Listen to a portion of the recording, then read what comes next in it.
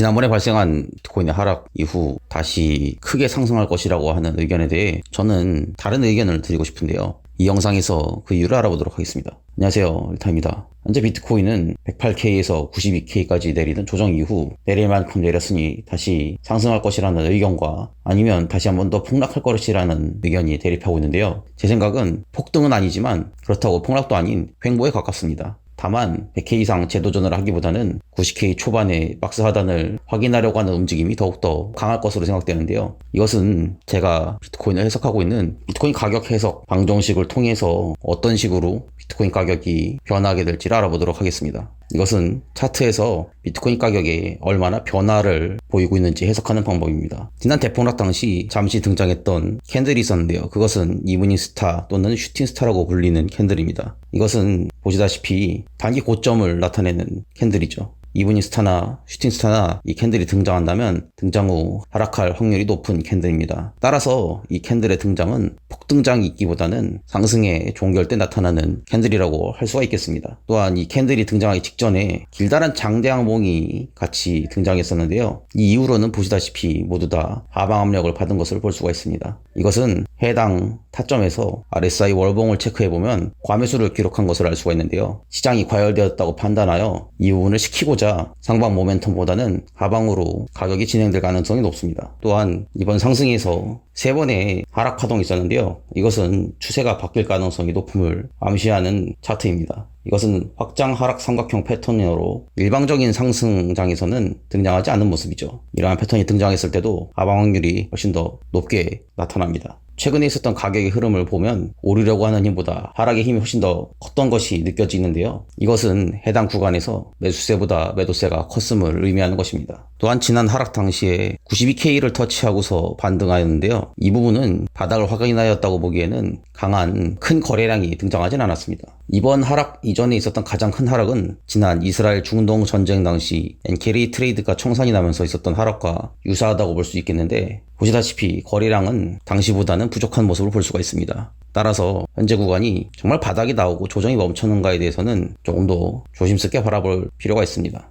그렇다면 비트코인 가격을 결정하는 주체들은 어떤 방식으로 행동하고 있는지를 알아봐야 되겠죠. 전통금융권인 블랙락과 피델리티가 어떤 식으로 비트코인 가격을 움직이고 있는지 알아보도록 하겠습니다. 보시다시피 FOMC 이후 ETF는 유출로 전환되었고 4일 연속 ETF 순유출을 기록하면서 비트코인 가격 하락을 주도했습니다. 이것은 코인베이스 프리미엄이 FOMC 이후에 하락 구간으로 돌변하면서 코인베이스 프리미엄이 마이너스로 전환되었다는 것으로도 알 수가 있습니다. 이 값이 중요한 것은 코인베이스를 사용하고 있는 것은 미국의 기관 투자자들이므로 비트코인 가격을 펌핑시킬 수 있는 코인베이스의 가격 흐름에 대비하여 비교적 아시아권의 개인 투자자들이 많이 사용하고 있는 바이낸스와 가격 차이를 비교했을 때 누가 더 매수세가 높은가를 따지게 되는 것입니다. 그리고 코인베이스 프리미엄이 마이너스라고 하는 것은 미국의 기관 투자자들이 매수하기보단 매도하고 있다는 것으로 해석할 수가 있겠죠. 또한 이것은 코인의 시장가치 대비 실현가치 비율 값이라고 하는데요. 이것은 가격이 과대평가인지 판단하는 지표입니다. 현재 MVRV 값은 2.6으로 이것은 지난 3월 비트코인 가격이 원화 1억 원, 달러로는 72,000달러에 도달한 후에 8개월간 횡보 및 조정을 겪은 값과 같은 값을 갖고 있습니다. 즉 시장은 비트코인 가격이 과대평가되었다고 판단하고 있는 것입니다. 그러나 ETF는 비트코인을 계속해서 늘리고 있습니다.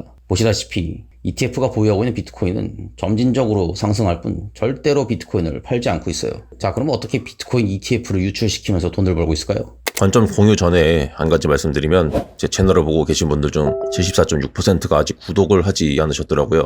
혹시 아직 구독을 안 하신 분들이 계신다면 지금 한번 눌러주시면 감사하겠습니다. 그것은 바로 베이시스입니다. 이 베이시스라고 하는 것은 현물과 선물의 가격 차이를 나타낸 것인데요. 최근 비트코인 가격이 급등락을 반복하면서 현물과 선물의 가격 차이가 크게 늘어나게 되었습니다. 그리고 세력은 단순히 가격 차이로만 돈을 버는 것이 아니라 현물을 매수하고 선물을 매도하여 시세 차익이 아닌 현물과 선물의 가격 차이를 바탕으로 이익 내는 전략인 베이시스 트레이딩을 하면 되는 구간입니다. 해당 구간은 세력에게 있어서는 무위험 차익을 얻을 수 있는 구간이라고 할 수가 있겠죠. 즉 폭등이나 폭락을 시킬 필요가 없다는 말입니다. 정리해보면 지난 FOMC 이후 하락은 비트코인 현물 매도 없이 ETF의 달러 자산 유출로 가격이 하락한 것으로서 금융 세력이 하락한 것이고, 이번에 반등은 ETF 유입이 없이 상승했기 때문에 거래소 세력이 상승시킨 것으로 볼 수가 있겠습니다. 자, 그럼 금융 세력은 ETF를 유출시키고 있다는 걸 알았기 때문에 거래소 세력은 어떤 식으로 행동하고 있는지 알아보도록 하겠습니다. 이것은 제가 제시한 비트코인 가격 해석 방정식에서 바이낸스나 바이빗 등 대형 거래소들이 어떤 식으로 행동하고 있는지를 분석하는 방법입니다. 현재 코인 거래소는 보시다시피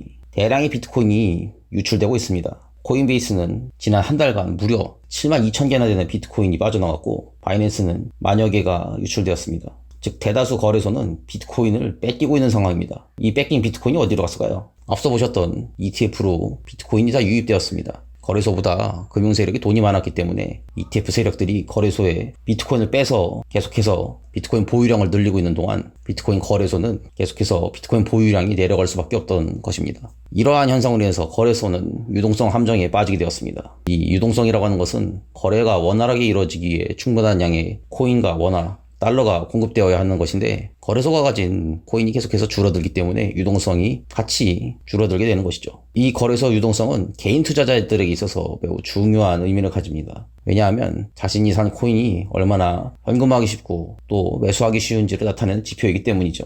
그리고 앞서 말씀드렸듯이 거래소는 유동성 저하를 겪고 있다고 말씀드렸습니다. 그리고 일반적으로 유동성 저하는 가격 하락을 의미합니다. 우리나라의 경우도 부동산이 굉장히 비싼 가격에 위치하고 있기 때문에 거래량이 줄면서 가격이 빠지고 있죠. 중국도 마찬가지로 경기 침체와 함께 중국의 높은 부동산 값으로 인해 유동성이 줄면서 가격이 하락하고 있습니다. 따라서 거래소는 현 시점에서 유동성을 최우선으로 확보해야 됩니다. 그렇다면 어떻게 거래소가 유동성을 확보할까요? 그것은 비트코인 차트를 볼 때 유독 특이한 부분을 볼 수가 있는데요. 보시다시피 밑꼬리가 길게 달리거나 90도 각도로 급등과 급락이 있는 것을 쉽게 찾아볼 수가 있습니다. 그것은 바로 청산입니다. 고배율 레버리지를 잡은 투자자들의 돈을 청산시켜서 거래소가 유동성을 확보하는 것이죠. 즉 거래소는 돈이 더 많은 미국의 금융권에게 비트코인을 빼앗겼기 때문에 자신도 비트코인이나 원화를 확보하기 위해서는 힘없는 개인 투자자들의 돈을 청산시켜서 유동성을 확보하고 있는 것입니다. 왜냐하면 최근에 개인 투자자들은 매우 탐욕적인 모습을 보였는데요. 비트코인 불장을 원하면서 큰 수익을 원하는 개미 투자자들은 막상 투자 자금은 매우 적은 자금을 투자하지만 이에 반해 높은 레버리지를 사용하려고 하였습니다.